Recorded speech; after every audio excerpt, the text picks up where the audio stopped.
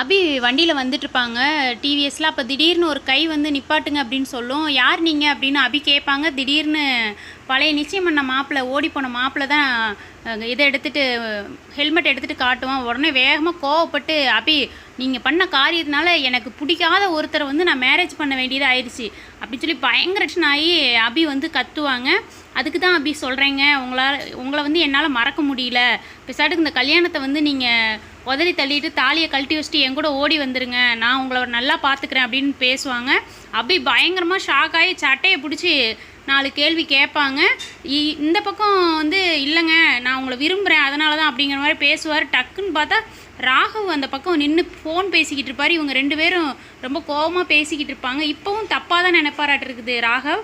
இப்படி தாங்க ப்ரமோ போட்டிருக்கிறாங்க. அபியும் பழைய மாப்பிள்ளையும் பேசிக்கிட்டு இருக்கிறாங்க. ராகவ் வந்து அந்த பக்கம் ஃபோன் பேசிக்கிட்டு இருக்காரு. இனி என்ன நடக்க போகுதுன்னு பொறுத்துன்னு தான் பார்க்கணும். பிடிச்சிருந்தா ஒரு லைக் கொடுங்க. நீங்கள் என்ன நினைக்கிறீங்கன்னு கீழே கமெண்டில் சொல்லுங்கள்.